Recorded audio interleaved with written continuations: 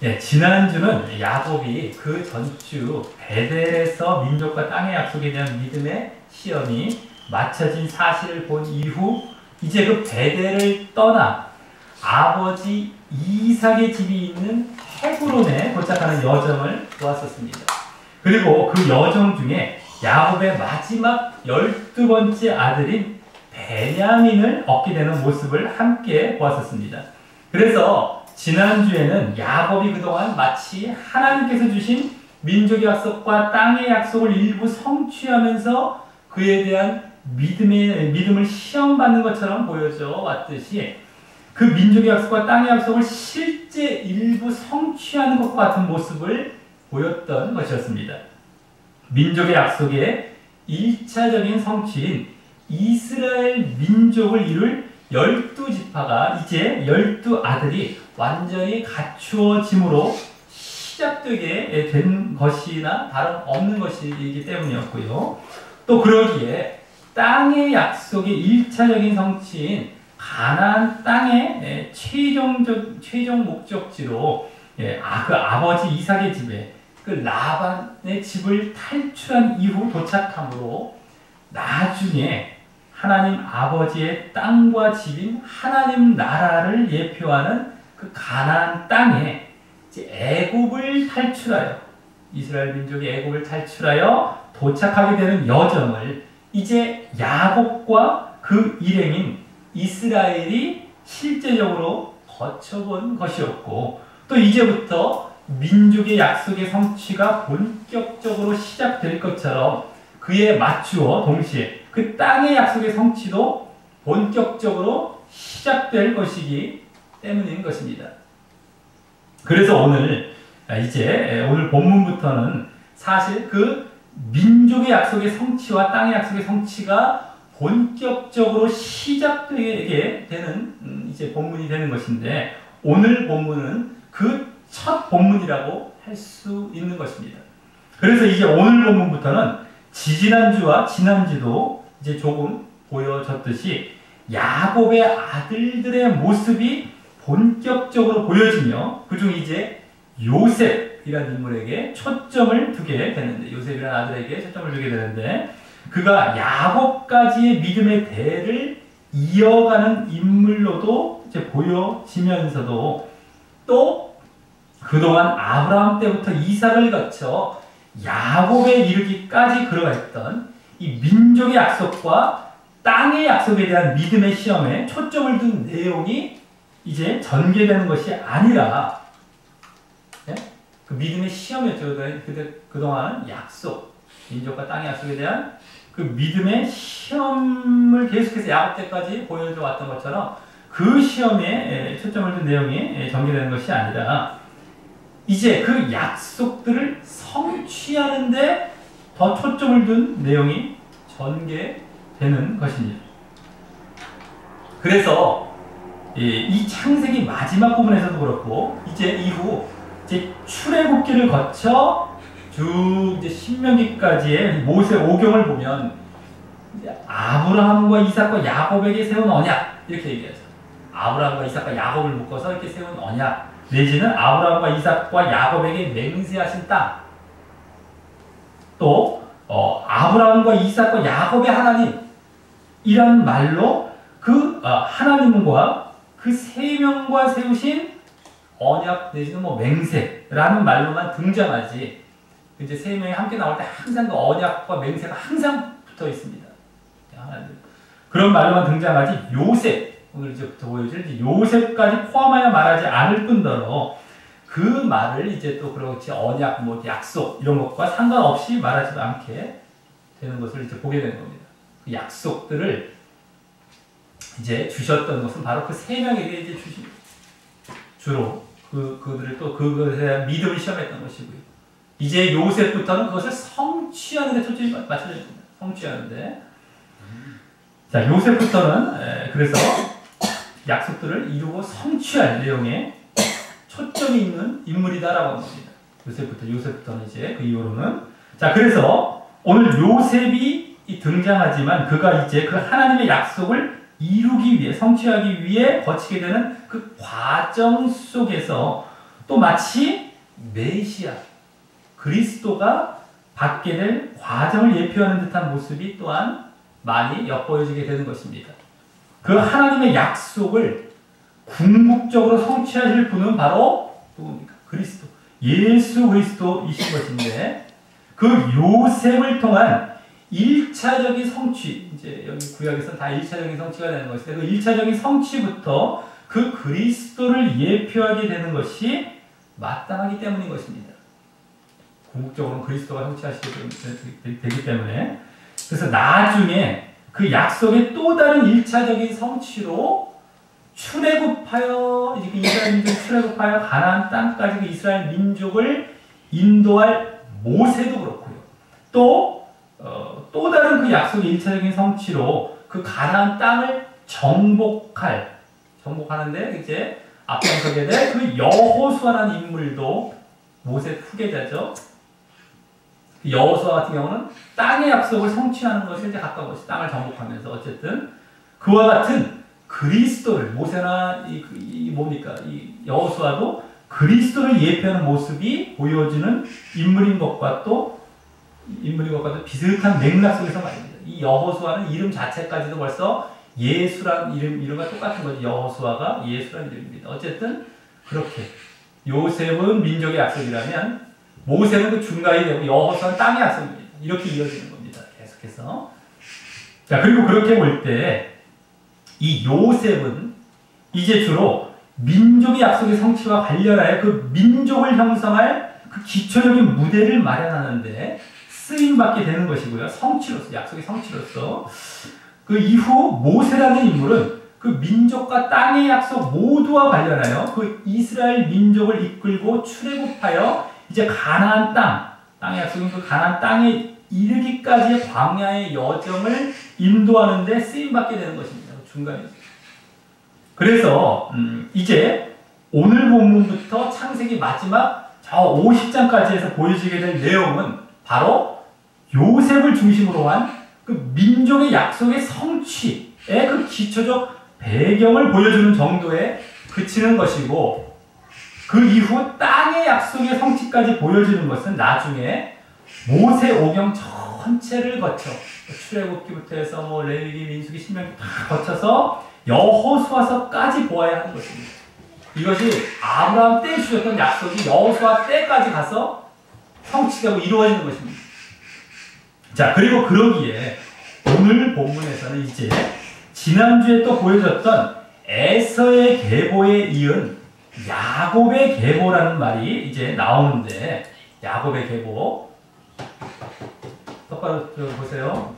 그러지 마시고. 자, 그래서 야곱의 계보가 이제 에서의 계보라는 지난주에 나오는데, 이제 나오는데 그 야곱의 계보를 보여주는 것이 오늘 본문부터 이 창세기의 마지막까지 끝까지 해서 보여지게 되는 내용인 것이고, 이 야곱이 지난주까지에서도 계속 보았듯이 바로 이스라엘, 다른 이름으로 이스라엘이기에 그 이스라엘 민족이 형성되는 배경이 그 야곱의 족보를 통해서 이 창세기 나머지 부분에서 이제부터 보여지게 되는 것이기도 하는 것입니다. 야곱의 계보가 이제 마지막이에요, 창세기에서는. 그리고 그것이 결국에는 이스라엘의 계보와도 같은 이스라엘 민족이 형성되었던 이런 것을 보여준다고 하는 것이죠. 그런 기초가 되는 민족 형성에. 자, 그중 오늘 본문은 이제 요셉이, 야곱의 아들 중 요셉이 이스라엘 민족이 형성될 애굽에, 나중에 이제 거기서 형성될 그 애굽에 어떤 사건을 통하여 먼저 들어가게 되는 그 전말을 보여주게 되는 본문입니다. 자, 그럼 오늘 본문을 통하여 요셉이 어떻게 이제 여기 처음 보여지게 되며 또 그가 어떻게 하여 애굽에 들어가게 되는지 살펴보며, 요셉이 그리스도와 닮은 모습은 무엇이며 또 어떻게 민족의 약속이 성취될 그 배경이 갖춰져 가게 되는지 살펴보며 하나님의 섭리도 엿보는 시간을 갖겠습니다. 자, 먼저 1절부터 4절까지 해서는 이제 갑자기 야곱의 아들 중 요셉이 갑자기 이제 초점이 되는 모습이 나타나며, 그와 그 요셉과 아버지 야곱 또 그 형제들과의 관계를 이제 보여주게 됩니다. 그래서 지금까지 야곱의 아들들 중 지지난주에는 뭐 시몬과 레위 또 지난주에는 르우벤 정도가 특징적으로 약간 보여졌다면 오늘부터는 이제 요셉이 갑자기 그 아들들 중 초점이 맞춰지고 그 중심인물로 등장하게 되는 것인데 이를 볼 때에 그가 아무런 이유 없이 그렇게 된 것은 아니고 그의 신앙적인 모습이 있었기 때문인 것이고 그것이 이제 오늘 본문 전반에 걸쳐서도 조금씩 엿보여지게 되는 것입니다. 자, 그럼 1절부터 2절 상반절에서는 먼저 지난주 야곱이 아버지 이삭의 집에 도착했고 또 그래서 이후 잠시 에서의 계보가 보여졌다면 이제 그와 비교하여 더욱 이제 보여주려 했던 야곱에게로 다시 돌아와 이 야곱의 계보가 시작됨을 보여주는 내용이 나오게 됩니다. 먼저 1절에서는 야곱이 오늘 사건의 배경이 되는 가나안 땅에 거하였다라고 하는데 더 구체적으로 그 가나안 땅을 거기 1절에 보시면 그 아비의 우고하던 땅이라고 하여 그것이 지난주와 같이 이제 아버지의 집일 뿐만 아니라 그것이 이제 또 그것이 지난주 에서가 세일산에 눌러앉아 거한 것과는 차이나게 에서의 주 거주지는 이제 세일이었지. 세일. 그 세일산에 거하였던 말 자체는 이제 눌러앉아 있다 거했다는 거지만 여기는 우고하는 그 아비가 우고하는 이런 말을 굳이 쓰면서 우고하는 즉 나그네와 같이 잠시 머물고 체류하는 식으로 요셉 자신 야곱 자신도 거하게 되었음을 보여주어서 그의 믿음 야곱의 믿음을 다시 엿보이게 하는 것입니다. 그냥 거했던 것이 아니라 그 이제 아비 때부터 우고했던 잠시 체류했던 것 같은 식으로 이제 거했다는 것을 이제 세일과 뭡니까 에서와 다르게 이제 오히려 보여주고 있는 것입니다. 자, 그러면서 2절 상반절에 야곱의 약전이 이러하니라 라고 이제 야곱의 약전을 말하는 것이 원어로 바로 야곱의 계보를 말하고 있는 것입니다. 약전. 그래서 이 약전이란 말이 대략 그 전에 성경에 우리 창세기에 나왔던 다른 말은 대략 계보 후의 역사라는 의미를 가진 원어 톨레도트라는 말이자 이번이 창세기에서 마지막 10번째로 쓰이면서 말입니다. 지난주 에서의 계보에서 또 쓰였고 이게 마지막 10번째입니다. 그래서 이제 이 야곱의 계보, 야곱의 계보로 창세기는 끝을 맺게 되는 것입니다. 마지막 50장까지 해서 끝입니다. 쫙 10번째로. 자, 그런데 야곱의 계보라고 하면서 야곱이 나오지 않는 것은 야곱이 보여주는 거 아닌가? 네? 그것이 아닙니다. 전에 아브라함이 죽고 그 이스마엘의 후에 그 아브라함이 이제 서자였죠. 이스마엘의 후에 계보를 그 후에도 계보란 말이에요.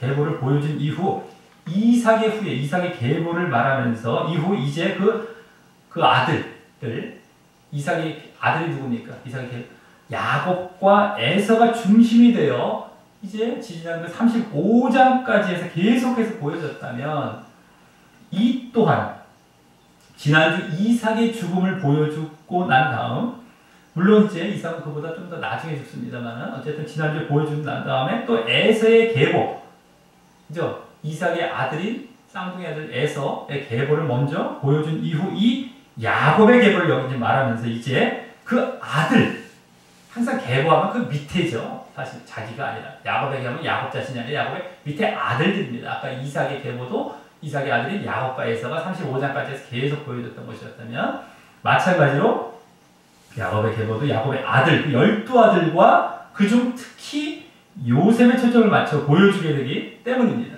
그래서 그동안 이 계보라는 말이 아담의 아들 셋죠. 가인이 아벨을 죽이고 아벨 대신에 이제 다시 주셨던 아들이 셋이었죠. 그 셋 이후 셋의 계보가 그 다음에 노아와 또 그 아들들 또 그중 아들 중에 셈에 대해서 또 계보가 쭉 나왔고 또 그 다음 그중 셈의 계보 중에서 아마 이제 아브라함과 그 이제 형제와의 관계도 보여줘야 되기 때문에 아브라함 대신 그 아브라함의 아버지 데라의 계보로 이어져서 쭉 쓰여져 왔다면 이제 그 데라의 계보는 사실 그 아브라함의 계보와 마찬가지라고 볼 수 있는데 그 아브라함 이후부터는 그와 같이 그 아들들 모두에게 아브라함은 외아들 독자 아브라함 밑에는 이스마엘과 이삭이 있었었죠. 그 둘 다 보여줬죠. 계보를. 그 다음에 이삭에게 거기서 초점이 맞춰져서 이제 에서와 오늘 야곱까지 이렇게 해서 끝난 겁니다. 창세기는. 어쨌든 그 아들들 모두에게 이제 계속해서 쓰여지고 있는 것입니다. 이게 전체 창세기의 계보의 흐름이고 전체 이제 맥락인 것이 오늘 다시 한번 마지막으로 보이고 이제 야곱의 계보는 마지막 50장까지가 끝입니다. 자, 그리고 이 마지막 야곱의 계보, 야곱의 앞전 여기 야곱의 계보는 이제 특별히 하나님께서 아브라함 때부터 약속하신 민족의 약속이 성취되는 것과 직결되는 계보인 것입니다. 이것이. 그래서 야곱의 계보가 지금 잠깐 나오는 것 같지만 이게 50장까지 다 이끌고 있는 그 첫 시작인 것입니다. 마지막 50장까지. 자, 그럼 2절 하반절부터 그 야곱의 계보 중 요셉이 초점이 되어 소개되어지는데 먼저 그가 17세 소년이었다고 합니다. 야곱이 요셉을 언제 낳았습니까? 야곱이 외삼촌 라반의 집에 77세 때 가서 아내들을 위한 지참금 대신에 이제 봉사한 기간이 끝나는 14년 후인 91세에 요셉을 낳았으니까 그 이후 지금 17살인데 17년이 지났다면 91에다 17을 더하면 108세가 되는 겁니다. 야곱은. 그리고 이때 야곱의 아버지 이삭은 몇 살이 됐을까요? 그 이삭이 야곱을 60세 때 낳았으니까 168세가 되는 것이죠. 108에다 60을 더하면 168세가 되는 것이라서 지난주 35장 말미에서 이삭이 180세에 죽었다라고 나왔기 때문에 이삭이 죽기 12년 전의 시점인 것입니다. 이때가. 그러니까 이삭도 사실 오늘의 사건들을 모두 보게 된 것이었던 것이죠. 아직 죽기 전입니다. 이삭은. 지난주에 먼저 죽음을 소개했긴 했지만 그래서 이삭도 오늘 사건들도 이미 할아버지로서 쫙 보게 되는 것입니다. 자, 그런데 요셉이 이제 그 17세의 나이가 되었기에 그 형제들과 함께 양을 쳤나 봅니다. 그런데 그때 그 형제들 중 그 아비의 첩 비라와 실바의 아들들도 함께 쳤었나 본데 요셉은 라헬의 아들이었죠. 제일 사랑하는 아내 라헬의 아들이었고 첩 비라와 이제 라헬 그 실바의 아들들이 있었죠. 그 네 아들 이제 그들과도 함께 쳤었나 본데 그가 이제 요셉이 그들의 과실 그 첩의 아들들의 과실 그들의 과실이라는 건 악하고 나쁜 소식입니다. 악하고 나쁜 그러한 소식을 아비에게 고했던, 더 정확히 가져오게 했던 것입니다. 이 고했다라는 말이 미완료형이라는 이제 이 문법 보면 이제 그러한 동사라서 계속 그랬다는 계속 그렇게 계속해서 고해왔다는 것이죠. 그래서 이 형제들이 양을 칠 때 그 첩의 네 아들들이 주로 악한 일을 행했던 것 같고요. 그때마다 요셉은 그 모습을 그렇게 아버지께 고했던 것입니다. 그런데 여기서 과실이 의미하는 그 악한 일을 고했다라고 하는 것을 보면 요셉이 얄미운 짓을 한 것은 아니고요. 이게 고했다, 고자질했다 뭐 이렇게 해서 얄미운 일을 한 것이 아니고 오히려 그의 신앙적인 면을 엿볼 수 있는 것입니다. 그 악한 일, 악을 그냥 넘기지 않는 정의와 공의로움이 있었기 때문인 것이죠. 거기 보이고 있기 때문이죠. 자, 그리고 다음 3절에서는 요셉은 노년에 얻은 아들이므로 이스라엘이 여러 아들보다 그를 깊이 사랑하였다라고 하고 그래서 위하여 당시 좋은 옷인 그 색동 옷이자 소매 달린 그 긴 옷인 채색 옷을 지어 입혔다라고 합니다. 입으면 상당히 정말 근사한 그런 옷이죠. 지금으로도 말하자면. 야곱은 사실 70대 후반부터 아들을 가졌죠. 17세에 뭐 이제 이제 와갖고 그 아들을 가졌는데 요셉은 그 이후 14년밖에 차이가 안 나지만 첫째 뭐 이렇게 갖게 된 이렇게 뭐 14년 정도 안에 난 것이지만 특별히 아이를 갖기 힘든 90세를 넘겨서 가졌기 때문에 이 노년이라고 한 것 같고요. 거기다 요셉은 그 노년에 야곱의 사랑하는 아내 라헬에게서 얻은 아들인데다가 또 라헬이 얼마 전 죽었기에 더욱 요셉을 사랑하게 되었을 것입니다. 물론 앞서 과실을 고했다라는 모습에서 엿보였듯이 요셉의 신앙적인 면 또한 있었기 때문일 것입니다. 그것도 무시 못할 것입니다.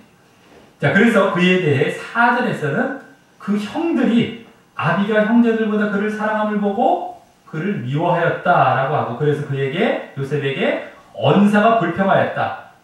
이 말은 더 정확히 말해서 샬롬이란 말조차 건네지 않았다라고 해서, 뭐 샬롬 이런 말이 뭐 평화로운 뭐 이런 말이기 때문에 친근한 어떤 그런 말뿐만 아니라 샬롬이 인사이기도 하죠. 샬롬이 원래 이브리 사람들이 샬롬이, 그렇기 때문에 어떤 인사조차도 잘 안 했다는 것입니다. 좋게 말하지도 않고 뭐 인사도 안 하고 이렇게 차갑게 대했던 어떤 그러한 것이었다는 것이죠. 여기 요셉을 미워한 이유가 거기 아비의 편애가 가장 대표적이겠지만 그 이면에 첩의 네 아들들에게는 앞서와 같은 그 고자질처럼 보였던 행동 때문도 있을 것입니다. 자, 이렇게 해서 1절부터 4절에서는 요셉이 중심이 되어 보여지되 아버지 야곱에게는 사랑을 받고 또 형제들에게는 미움을 받는 관계임을 이제 보았다면, 다음 5절부터 11절에서는 요셉이 5절에서 대표적으로 보여주는 것과 같이 꿈을 꾸고 자기 형제들에게 고함으로 그 형제들이 그를 더욱 미워하게 되었음을 보여주는 내용이 나옵니다. 그래서 앞서는 주로 아버지의 편애로 미움을 받았다면, 여기서는 요셉 자신의 꿈 때문에 더욱 미움을 받게 되는 것입니다. 그럼 그 꿈의 내용을 요셉이 6절과 같이 형들에게 청컨대 나의 꿈을 들으시오 하며 말하는데, 그 꿈을 굳이 그들에게 이렇게 들려주는 것은 요셉이 그 꿈이 그 형제들과 관련이 있는 것임을 알았기 때문인 것입니다. 예? 그것이 이거 형제들에게 굳이 이렇게 들려주는 것은 그 꿈이 형제들과 관련이 있는 것임을 알았기 때문입니다. 그 꿈의 내용은 7절과 같이 우리가 밭에서 곡식을 묶더니 네 단은 일어서고 당신들의 단은 네 단을 둘러서서 절했다라는 것입니다. 곡식 단을 서로 간에 추수할 때 이렇게 묶다가 보니까 당신들의 단이 네 단에 절했다 이런 꿈을 꾼 거예요. 전하는. 그랬더니 그 형들이 8절과 같이 요셉에게 내가 참으로 우리의 왕이 되겠느냐? 참으로 우리를 다스리게 되겠느냐라는 말로 그들도 그 꿈이 요셉과 자신들과 관련이 있는 것임을 알아차렸음을 보여주고 있고요. 거기다 그 꿈이 터무니없고 이루어질 수 없다는 식으로 말하고 있는 것입니다. 가뜩이나 얄미운데 아버지가 사랑을 받았어요. 이 자신들을 얕보는 듯한 터무니없는 그 꿈과 말에 형들은 거기 보여주듯이 요셉을 더욱 미워하게 됩니다. 그런데 요셉은 다시 9절과 같이 꿈을 꾸고 그 형들에게 다시 말합니다. 내가 또 꿈을 꾼즉 해와 달과 11별이 내게 절하더이다 라고 말합니다. 눈 감지 마세요. 잘 꼭 알려진 말씀들 나올 때 꼭 권사님 눈 감으시더라고. 근데 그러지 마십시오. 네, 어쨌든 자, 그 다음에 비슷한 꿈을 여기 이제 겹쳐 꾸었다는 것은, 아까 비슷한 꿈을 겹쳐 꾸었다는 것은 그 일이 분명히 이루어질 것을 보여주는 하나님의 섭리가 있는 것입니다. 네? 분명히 이루어질 것을 보여주는 하나님의 섭리가 있는 것입니다.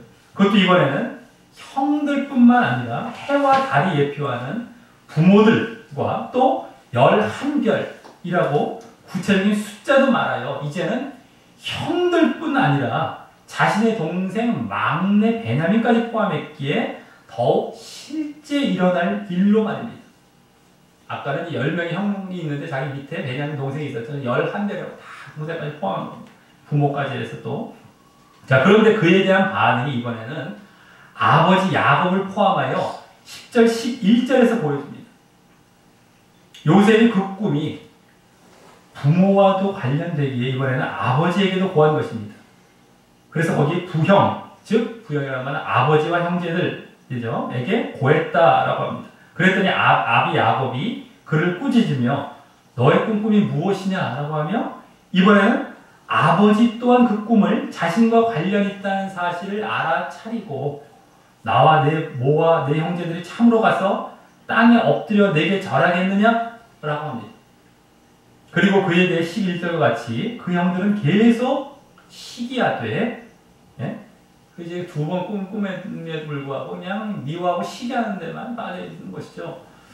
근데 그 아비는 그 말을 마음에 두었더라라는 말을 하는 것을 보면 앞서 꾸짖은 것은 그의 꿈이 꼭 터무니없어서가 아니라 그 형제들이 그 자리에 함께 있기에 그들의 입장에서 그 분위기를 맞춰준 것이고요. 실제 속마음은 그와 같이 그 꿈을 마음에 두고 신중하게 주의를 기울였던 것입니다.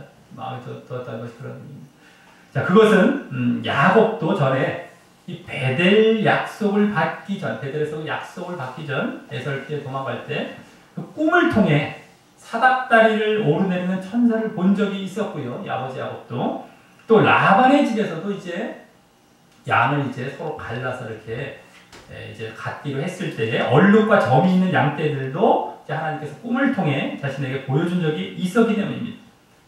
꿈을 이제 무시를 못하는 거지 야곱도. 또 그 내용으로도요. 그 내용이 꿈의 내용이 어떤 내용이었습니까? 요셉을 이제 야곱은 사랑하고 있기에 요셉이 다른 형제들보다 그와 같이 어떤 절을 받고 하게 되는 것에 대해서 기분이 나쁘지만은 않았기 때문일 것입니다. 그 마음을 이렇게 둔 것이죠. 자, 그리고 이 꿈은 이제 하나님께서 민족의 약속을 이루시기 위해 요셉을 애굽의 총리가 되게 하실 때 그 형제들이 곡식을 구하러 애굽에 와서 요셉에게 절하게 됨으로 이루어지게 됩니다. 그런데 그래서 민족의 약속과 간접하는 것이죠.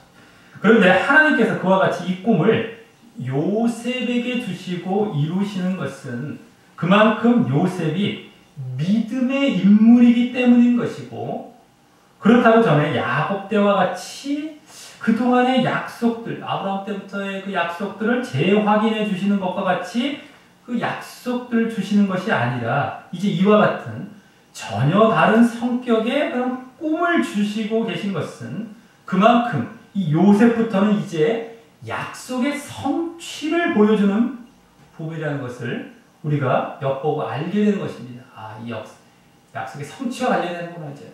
이 약속들이 딱 나오죠. 민족과 땅의 약속이 아니 성취, 이게 성취입니다. 그리고 또 혹 요셉의 꿈을 보고요. 요셉이 꿈꾼 것을 보고 잘 들으세요. 잘 들으십시오. 이게 자꾸만 이제 고정관념을 갖고 아는 말씀을 자꾸 이제 아는 식으로 생각하지 마십시오. 우리 말씀을 볼 때마다 새롭게 보아야 되고, 우리 이제 너무너무 잘못 보는 말씀들이 많아서 특별히 아는 말씀을 생각하시면 안 돼요. 다시 새롭게 봐야 됩니다. 예. 그래서 또, 혹 이 요셉의 꿈꾼 것을 그런 모습을 보면서, 요셉과 같이 원대한 꿈을 꾸자.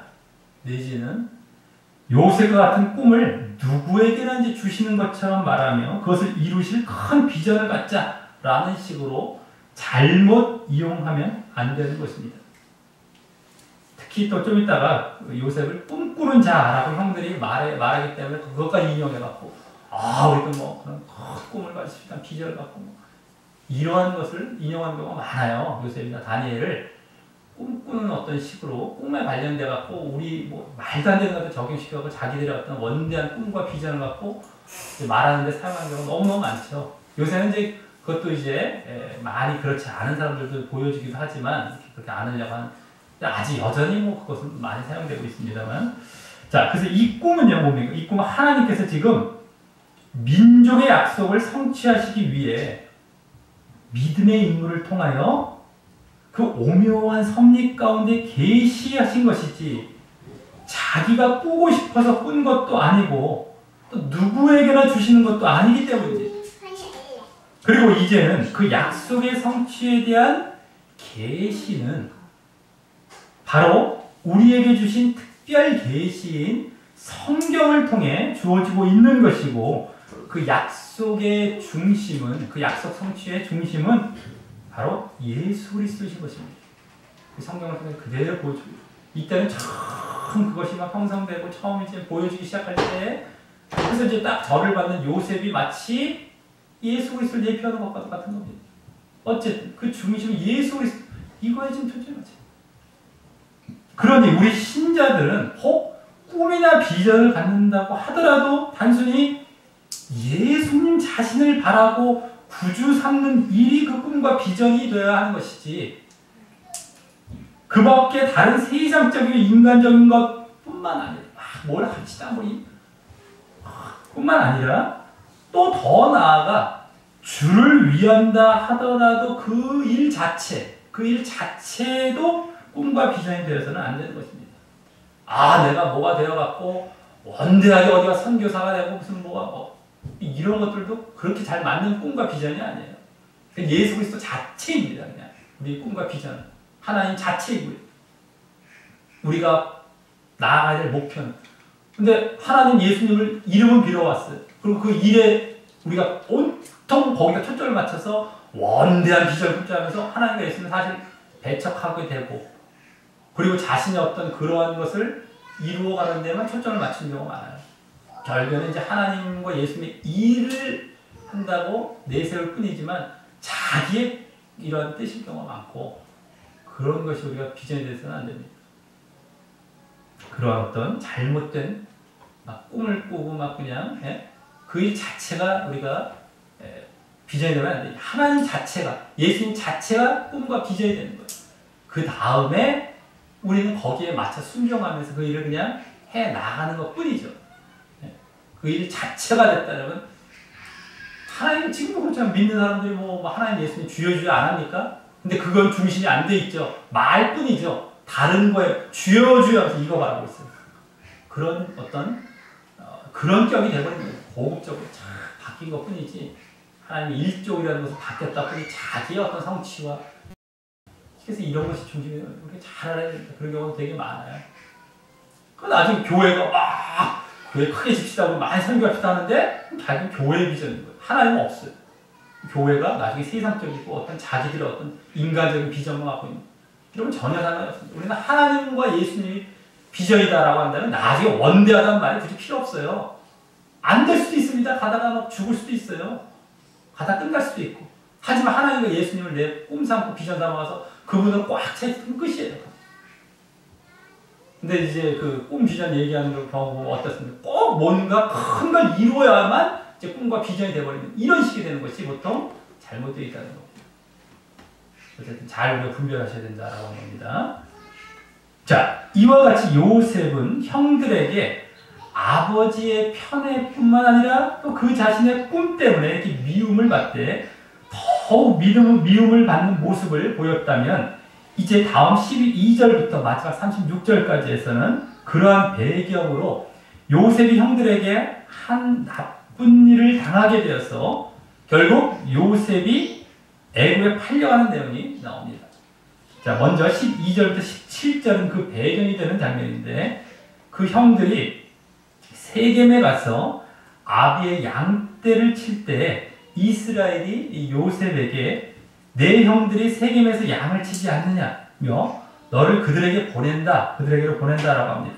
가서 내 형들과 양떼가 다 잘 있는 여부를 보고 돌아와 내게 고하라고 하며 말입니다. 여기 야곱을 앞서 3절에서도 그랬지만 이스라엘이라는 이름으로 두 번이나 여기 더 쓰고 계속 쓰고 있는데 그것이 또한 요셉과 관련해서 쓰고 있는 것을 볼 때 이 요셉이 이제 이스라엘 민족의 성취를 이룰 초석이 되기에 그 이름으로 쓰고 있는 것 같습니다. 그리고 이제 민족의 약속의 성취를 이루어가는 부분을 우리가 지금 계속해서 이 이후로도 보게 되기 때문에 이 이후에도 계속 그 이스라엘이라는 이름이 야곱이라는 이름과 이제 병행해서 자주 등장하게 됩니다. 그 전에서는 잘 안 나왔던 것들이 이제 약속 성취에서 그 성취의 근본은 이스라엘 민족의 성취이기 때문에 계속 나오게 된다는 겁니다. 자, 그리고 형들이 이 세겜에서 여기 양떼를 친다고 했는데 이 세겜은 어떤 곳입니까? 지난 디나 강간 사건이 일어났던 곳이었습니다. 그죠? 세겜에 하모리 아들 세겜에서 이렇게. 자, 그때 그 세겜 사람들을 시므온과 레위가 중심이 되어 죽임으로 야곱의 아들 중에 시므온과 레위가 중심이 되어 죽임으로 그 가나안 족속으로부터 위협을 받을 수 있는 자리에 들어갔었지만 하나님께서 그 사면 고울들을 두렵게 하여 그곳에서 벗어나 베델로 잘 갈 수 있게 되었었죠. 이 야곱 일행들이. 그런데 그곳에 다시 양을 치러 간 것은 그만큼 그곳에 목초지가 좀 충분했나 봅니다. 풍부했나 봅니다. 그만큼 전에 그곳에 잠시 머문 것이, 야곱 일행이 잠시 머문 것이 잘못되었던 것도 아니고 말입니다. 그것을 더 보여주는 것이죠. 잠시 머물고 계속 갔던 것이 목초지가 풍부하기 때문에 자꾸 잠시 머문 건데 지금 또 훌륭한 거예요. 자, 그런데 야곱은 그곳에, 요셉은 이제 아끼려고 사랑하기 때문에 이제 아마도 처음부터 양치러 보내지 않았을 것이지만 지금 이제 혹시라도 또 그 형제들에게 무슨 일이 있을까 이제 궁금했던 것입니다. 그랬던 곳이었기 때문에. 하지만 이제 자신이 가장 사랑하는 요셉을 그 지금 머물고 있는 헤브론에서 한 100km 가까이 되는 그리고 또 이제 위험해 보이는 그 세겜으로 보낸다는 것은 그만큼 다른 아들들도 사랑하지 않았다는 것을 잘 보여주는 겁니다. 미워하고 이러지 않았죠. 요셉을 더욱 사랑한 것 뿐이었어요. 자, 그리고 요셉은 이에 부응하여 잘 순종한다면 아버지의 편애로 인한 어떤 응석받이가 아니라 그가 오히려 아버지의 마음을 헤아리고 또 그래서 앞서와 같은 믿음이 있기에 아버지의 사랑을 받았을 것임도 이제 짐작하게 해줄 것이었습니다.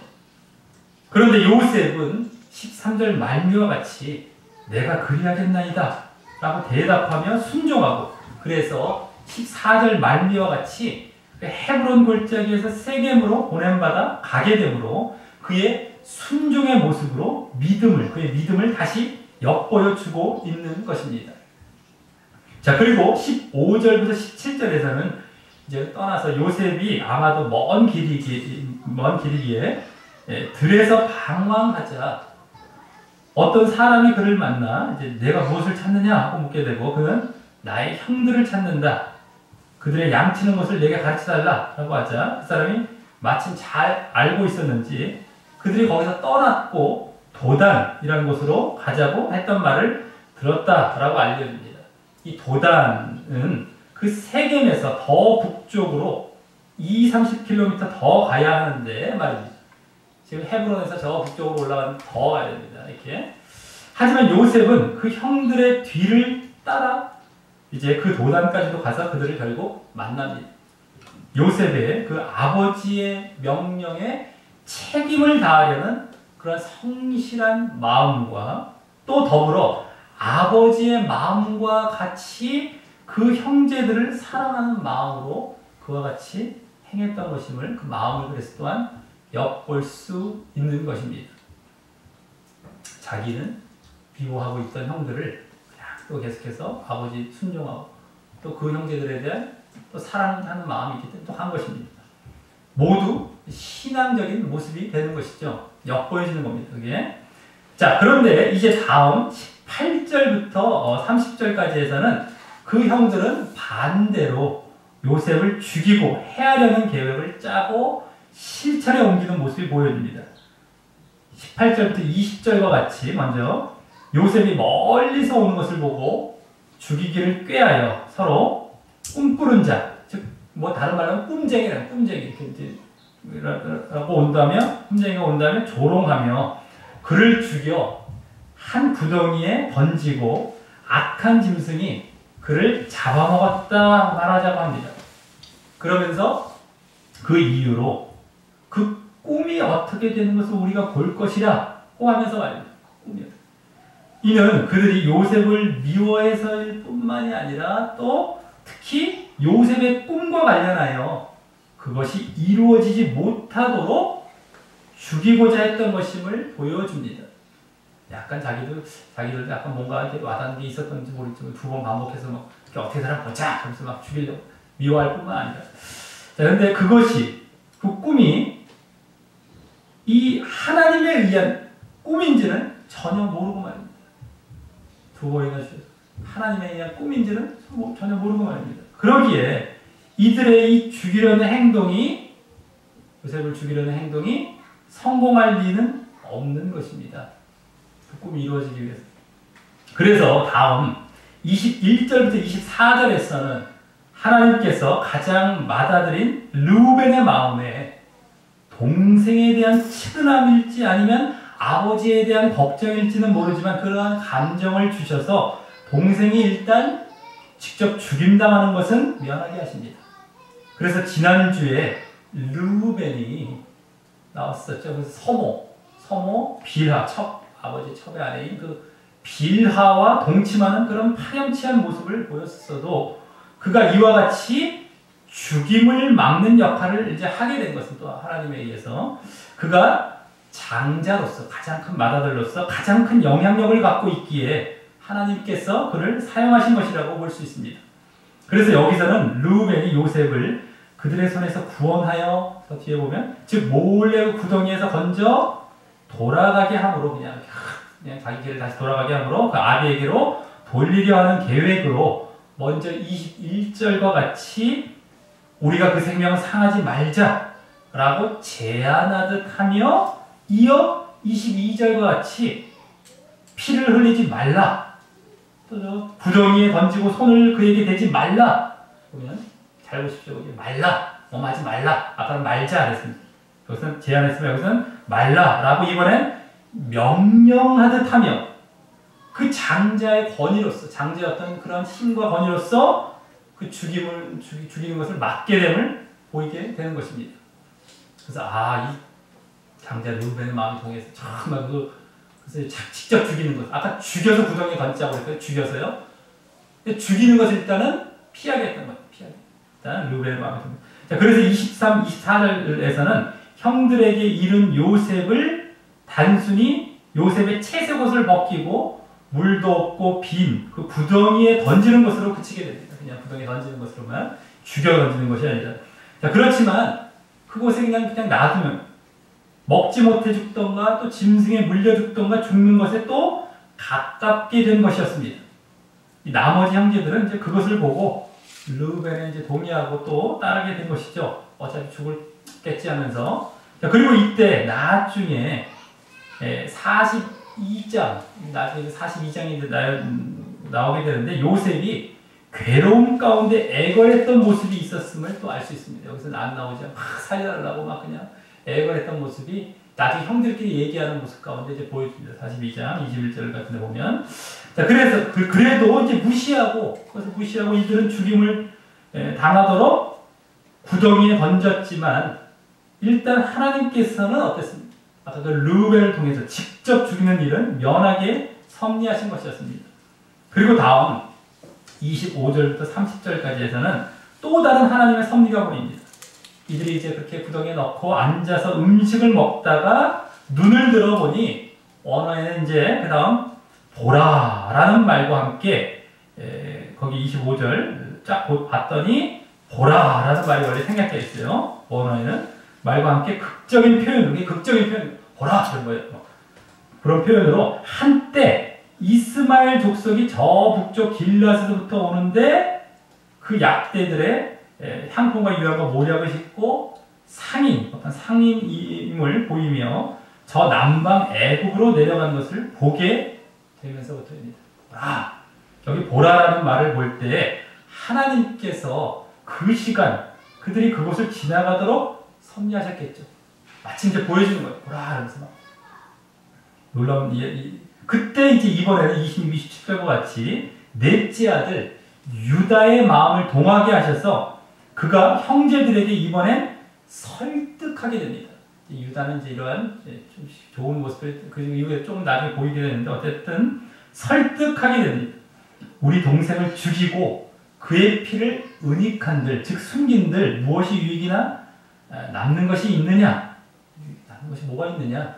그는 우리 동생이요 골육이니 저 이스마엘 사람에게 팔고 우리 손을 그에게 대지 말자. 즉 우리가 죽이지 말자. 그의 지역을 죽이지 말자라고 주로 이제 유익도 없음과 또 자기 동생과 혈육임을 강조하며 그 동정어린 설득으로 이제 이렇게 설득한 겁니다.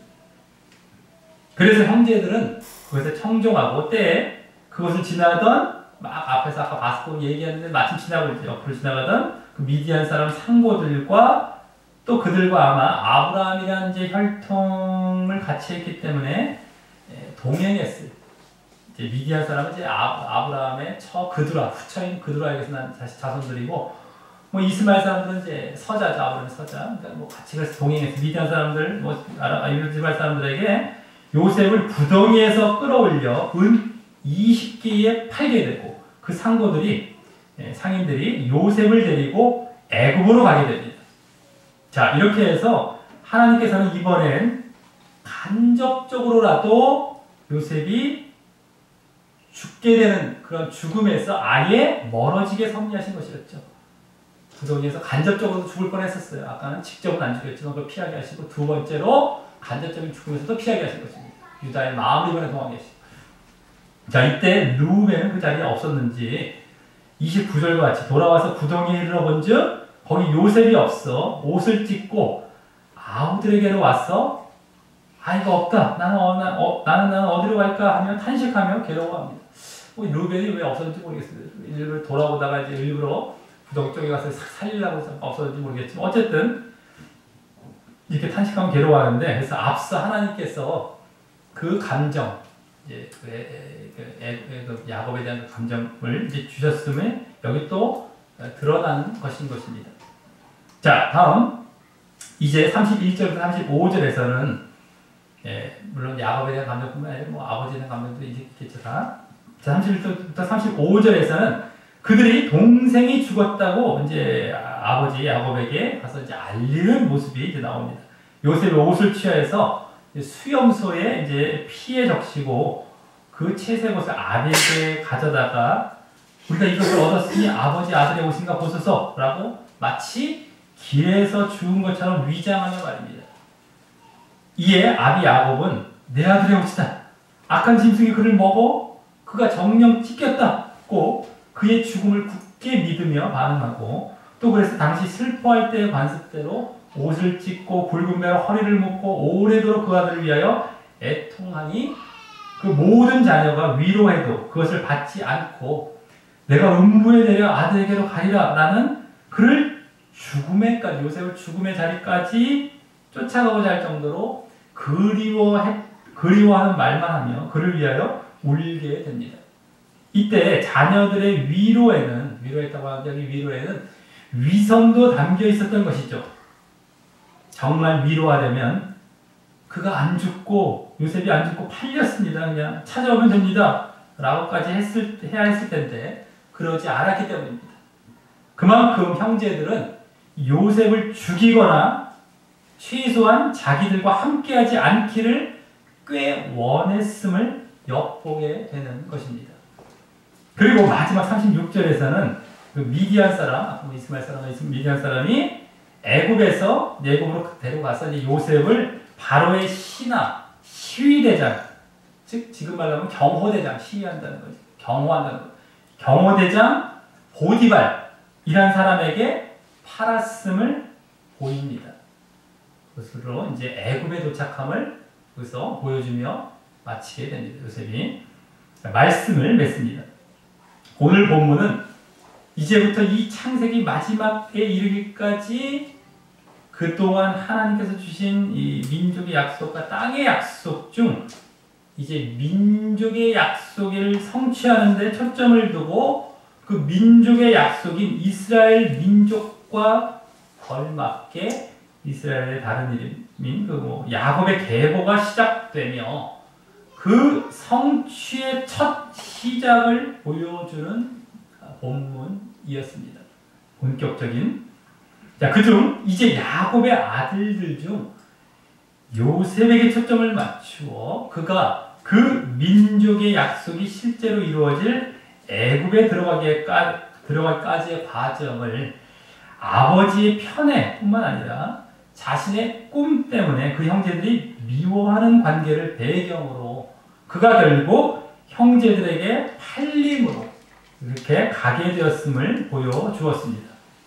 이 가운데 또 우리는 요셉의 믿음을 엿볼 수 있었고 또 그에게 역사하시는 하나님의 섭리를 엿볼 수 있었습니다.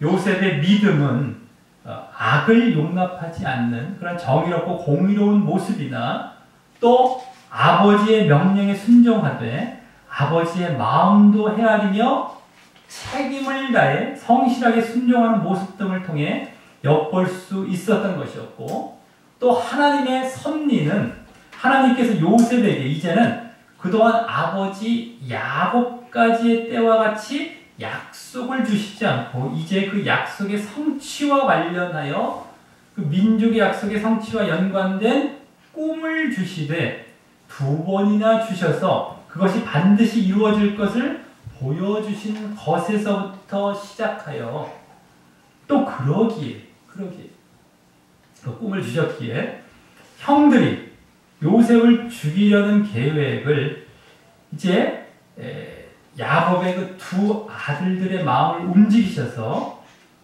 먼저 이제 육신적 장자 르우벤으로부터는 육신적 권위로 형제들에게 명령함을 통해 직접적인 죽임을 벗어나게 하시고 또 나중에 영적인 장자가 될 유다로부터는 마치 어떤 영적인 권위와 비슷하게 형제들에게 설득함을 통해 간접적인 죽임에서도 벗어나게 하셔서 막으시는 요셉의 죽음을 막으시는 섭리를 보여주셨던 것입니다.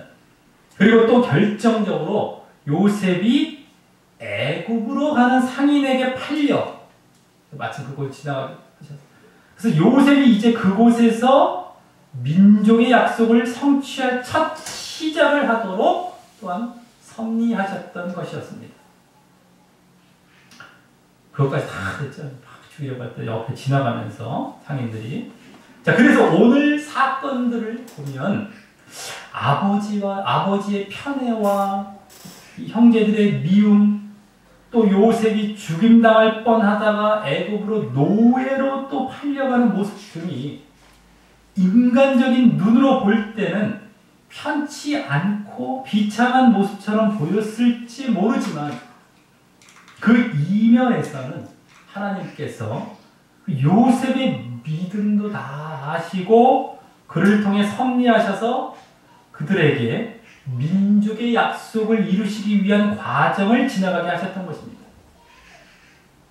그 가운데 요셉은 신앙적인 모습을 보였지만 오히려 형제들에게 미움을 당했던 모습이 역사되어 그와 같이 요셉이 애굽으로 가게 되고 그것이 하나님의 약속을 성취하는 첫 시작이 된 것이었습니다. 형제들의 미움이 없었다면 갈 수 없던가 늦게 가던가 했을 것이고 그래서 하나님께서 보이신 그 요셉의 꿈 요셉을 통해서 보이신 그 꿈의 실현도 불투명했을 것을 말입니다. 이는 마치 예수 그리스도께서 나중에 유대인들에게 시기와 미움을 받으며 죽임을 당하지만 그로 인해 이제 구원의 길이 열리게 되는 것과 닮아 있는 것입니다. 그래서 또 오늘 보면 요셉은 그리스도와 닮은 모습을 여러 군데 보이고 있었습니다. 아버지의 사랑을 받은 것이라든가 또 절과 경배를 받을 것이라든가 또 아버지의 뜻에 끝까지 순종한 모습이라든가 또 형제를 사랑한 모습이라든가 또 옷이 벗겨진 모습이라든가 구덩이에 던져질 때 또 죽음에 처했지만 다시 살아난 것과 같이 되었다는 것이라든가 또 은 20에 팔린 모습 예수님은 은 30에 팔리셨죠. 유다에게 그리고 유다 거기서 유다가 이제 주동이 돼서 이렇게 한 것도 비슷하지만 어쨌든 은 20에 팔린 모습이라든가 등이 말입니다. 자, 그래서 그 약속 성취와 관련되기 때문에 요새 벌써 그리스도와 이렇게 비슷한 점이 많이 보여지는 겁니다. 모세도 마찬가지, 여호수아도 마찬가지죠. 그래서 아브라함과 이삭과 야곱은 우리가 이렇게 보고, 또 요셉부터 창세기에 나오는 요셉은 요셉과 모세와 이 여호수아를 이렇게 같이 보는 것이 본인이 합당할 것입니다. 전체 성경의 흐름을 봤을 때는 오히려 요셉은 창세기에 나오지만 아브라함, 이삭, 야곱, 요셉 이렇게 보는 것이 아니라 여기서 요셉, 모세, 여호수아 보는 것이 오히려 더 적당할 것이다라는 것을 우리가 이런 흐름 통해서 볼 때 그렇게 또 보여지게 된다는 것이죠. 자, 어쨌든 자, 그래서 하나님의 약속에 대한 성취는 요셉도 그랬고요. 또 예수 그리스도의 모습을 통해서도 보여지듯이 하나님에 대한 믿음을 올바로 가지고 있을 때 주변에서는 고난과 박해를 주더라도 그 가운데서도 성취케 하시고 오히려 그로 인해 더욱 또 속히 섭리하시게 된다는 사실을 볼 수 있는 것입니다. 자, 이 사실을 알고 우리 모두 우선 하나님의 약속이 성취될 것을 바라보고 온전한 믿음을 가진 자가 되고요. 그때 어려움과 핍박이 오더라도 그 약속이 반드시 이루어지되 오히려 그런 환경일수록 속히 그리고 더욱 이제 이루어지게 된다는 섭리를 믿고 그 힘든 자리일지라도 그곳에서 더욱 느긋이 인내함으로 오히려 하나님의 풍성한 인도와 섭리 가운데에 살아가고 그 약속을 분명히 우리가 성취함 받게 되는 자 되시기를 예수님의 이름으로 간절히 축원합니다. 우리 다 같이 찬양하시면서 기도하시도록 하겠습니다.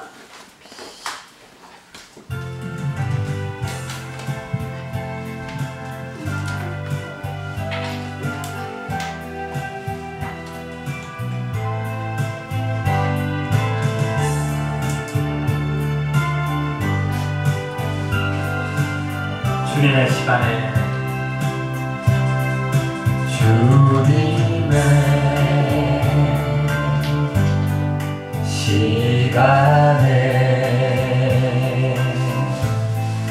그의 뜻이 이루어지리 기다려 하루하루 살 동안 주님 인도하시니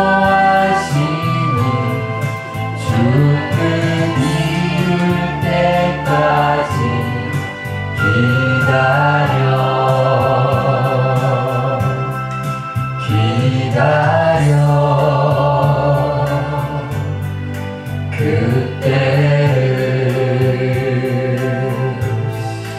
그의 뜻이 이루어지리 기다려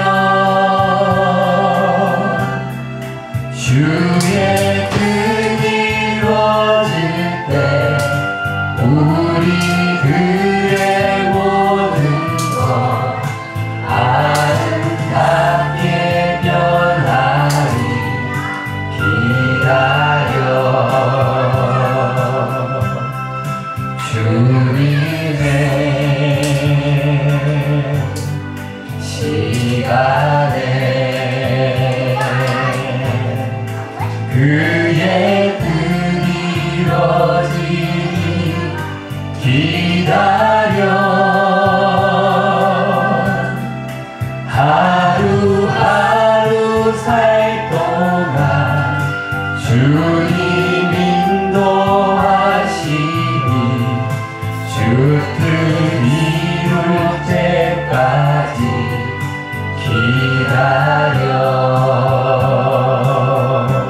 우리 다 같이 눈을 감고 기도로 나아질 때 오늘 이제 지난주까지 야곱의 이제 모든 시험도 마쳐지고 또 야곱이 아버지 집 도착하며 또 12아들이 완전히 다 형성이 됨으로 말미암아 그 이제 하나님께서 주신 민족 약속과 땅의 약속이 성취되는 그러한 자리로 들어가게 된 것을 우리가 이제 본격적으로 야곱을 통해서는 보게 됨으로 말미암아 야곱 아래 계보부터는 야곱, 요셉이란 아들부터는 민족과 땅의 약속의 성취에 초점이 맞춰져서 진행이 되는 것을 우리가 보게 되는 것이었고요. 그 중에 요셉은 또한 민족의 약속의 성취와 관련해서 이 창세기의 마지막 부분까지 보여주게 될 것이었다라고 하는 것입니다. 그 가운데 오늘 이제 요셉이 처음으로 이제 이렇게 앞에 딱 등장하면서 그 중심 인물이 된 요셉이 등장하면서 오늘 소개도 되어지고, 이제 그가 결국에는 벌써 그 민족의 약속이 형성될 애굽이라는 나라에 이제 팔려가는 자리의 모습까지 벌써 보여지게 되었는데, 그 가운데 정말 얼마나 하나님께서 그 약속을 성취하시는 것을 분명히 이루어 가실 것인지를 우리가 보게 되고, 또 그 가운데 이제 여러 가지 안 좋은 환경처럼 보이는 가운데서도 그 약속을 이루어 가시는 모습을 보게 되었다라고 하는 것입니다. 특별히 오늘 이제 야곱은 믿음의 모습을 보이고 있었고, 정말 하지만 형들의 미움을 받고 있게 되었지만, 결국에는 그 가운데서도 하나님께서는 섭리하셔서 이제 오히려 더 빨리, 더욱 확실하게 이제 애굽을 가게 하시는 이러한 모습을 보게 되었다라고 하는 겁니다.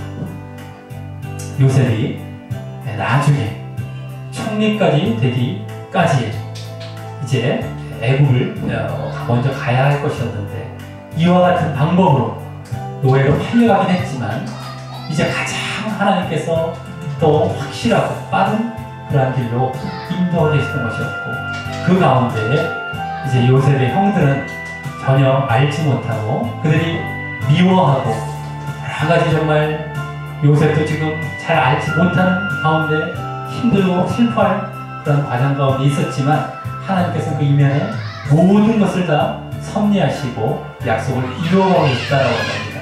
하나님께서 얼마나 그 약속을 이제 분명히 이루실 것임을 오늘 또한 보여주고 있었던 것이었고, 그 가운데 우리가 믿음의 바른 길을 걸어가더라도 이와 같이 핍박을 당하고 여러 가지 박해를 당하고 미움을 당할 수 있는 그런 환경이 올지라도 하나님께서는 그것까지 역사하셔서 이제 오히려 섭리하시고, 또 그 환경 때문에 더욱 빠르게 더욱 속히 이루어지게 하신다는 것을 우리는 잘 알아야 됩니다. 그렇기 때문에 어떠한 환경이 올지라도 우리가 그것에 대해서 하나님을 의심하거나 불평한 것이 아니라 하나님을 더욱 믿고 나아가는 그러한 모습이 되어야 되겠다라고 하는 것이고요. 또한 이제 오늘 요셉이 예수 그리스도를 예표했던 것처럼 예수님 또한 그러한 방식으로 우리에게 십자가를 통해서 죄를 사해 주시는 일이 보여진 것이었다라고 합니다. 우리가 십자가의 이러한 길을 걸어가는 데 있어서 이제 마찬가지로 그것이 어려운 길이 아니고 힘든 일이 아니고 오히려 하나님께서 더 확실하게 우리에게 속히 이루어질 수 있도록 그 길을 열어주시는 길입니다. 그렇기 때문에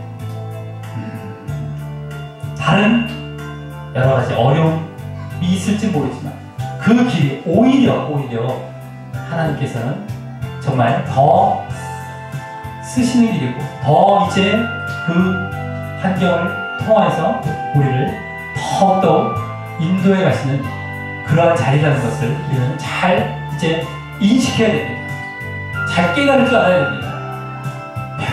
편하게 무슨 이것이 우리에게 꼭 많은 일이 아닙니다. 그렇기 때문에 이러한 원리들을 오늘 또 말씀을 통해서 깨달으며 이제 우리가 더욱더 그 약속을 바라고 우리 믿음의 길을 잘 걸어갈 수 있는 자가 되게 해달라고 우리 다 같이 기도 드리시겠습니다. 하나님 아버지 감사를 드리옵나이다. 아버지 오늘 이제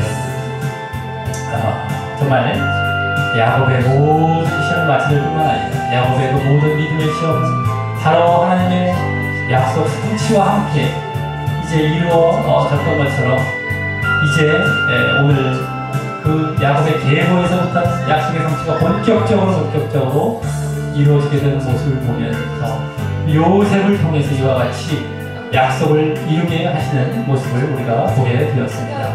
아버지 하나님께서 얼마나 약속에 신실하신 분이시고 정말 반드시 그 약속을 지키시는 분이라는 것을 우리는 다시 한번 깨닫게 되고, 정말 그 가운데 그 과정이 얼마나 환경이 악해 보이고 환경이 여러 가지 어려워 보이고 정말 여러 가지 힘들어 보이고 도대체가 마음에 들지 않아 보이는 그런 모습이 보여질지라도 그 가운데서도 하나님께서 오히려 섭리하시고 역사하셔서 그 약속을 오히려 성취해가고 계셨다는 것을 우리가 이제 보게 됩니다. 그리고 오히려 그 약속이 이러한 어려운 환경 가운데에 더 빨리 이루어지고 더 속히 이루어지고 더 분명히 이루어지게 하신다는 것을 우리가 보게 됩니다. 그러기에 지금도 마찬가지예요. 우리가 믿음의 길을 바르게 걸어갈 때 주변에서 대적하는 사람이 있을 수 있고 여러 가지 어려움을 주는 그런 환경이 있을 수 있지만 그럴 때 오히려 하나님께서는 더 일하시고 더 역사하신다는 것을 우리가 믿음으로 바라보게 해주시옵소서. 그것을 이용하시고 그걸 사용하셔서 오히려 더욱더 우리가 빨리 약속을 이제 이루게 되는 그 길로 인도하신다는 것을 깨닫게 해주시옵소서. 다만 우리가 그 가운데서도 믿음을 잃지 않고 하나님을 바라보며 늘 우리의 믿음의 길을 잘 걸어가야 된다는 사실 또한 우리가 놓치지 않게 해주시옵소서. 그러할 때 하나님께서는 분명히 이제 그 환경을 더 사용하시고 더욱더 정말 그 어려운 가운데서도 우리를 그와 같이 정말 이제 사용하실 것이라는 것을, 우리를 인도하실 것이라는 것을 깨닫게 하시옵소서. 마귀도 예수님을 죽이기 위해서 십자가에 못 박을 때 얼마나 쾌재를 불렀을 것이고 얼마나 기뻐했을 것이지만 오히려 하나님께서는 그 배후에서 오히려 그것을 통해서 예수님을 희생 제물 되게 하시고 만민을 구원한 구주로 세우시게 되셨다는 사실을 우리가 믿음의 눈으로 바라보게 해주시옵소서. 요셉도 마찬가지로 구덩이에 빠져 죽임을 당할 뻔했지 이제 하나님께서 그를 살리실 뿐만 아니라 그를 애굽에 보내셔서 이제 이스라엘 민족을 형성해 갈 하나의 구원자와 같은 역할을 할 그러한 자로서 지금 사용하기 제시했다는 것을 우리가 보게 하여 주시옵소서. 하나님은 모든 것을 보고 알고 계시고 오히려 그러한 악한 것이 있을지라도 그것을 더욱더 이제 사용하시고 정말 다만 우리의 믿음을 끝까지 이제 갖고 있는 것을 보시면 그것이 오히려 더 하나님 손에서 섭리가 되어 더 정말 선할 뿐만 아니라 더욱더 이제 빠르고 더 온전한 길로 인도하시게 된다는 사실을 알게 해주시옵소서. 그러기에 우리가 또 보여야 될 이 십자가의 길도 바로 그와 같은 맥락에서 정말 우리가 이것이 힘들고 어려운 길이 아니라 바로 하나님께서 기뻐하시고 오히려 일하시고 역사하시는 길이라는 것을 깨닫게 하시고 정말 이 길을 걸어갈 때 주변에서 어려움을 주고 또 내 스스로도 여러 가지 어려움을 극복해 가야 할지 모르지만 그것이 하나님께서는 더욱 섭리하시는 길이라는 것을 깨닫게 하시고 우리가 이 길을 잘 걸어가며 결국 구원의 자리로 나아가는 우리의 모습들이 되게 인도하여 주시옵소서. 오늘 이 말씀 가운데 어떤 요셉의 이야기에 빠져서 정신 못 차리지 않도록 도와주시고 그 배후에 섭리하셨던 하나님을 보게 하시고 이제 정말 그 약속을 성취해 가시는 그 민족의 약속을 분명히 성취해 가시는 하나님께 초점을 두고 이 말씀을 늘 보며 깨달으며 그와 같은 믿음의 길 잘 걸어갈 수 있는 그러한 모습이 될 수 있도록 인도하여 주시옵소서. 아버지 감사합니다. 감사합니다. 예수님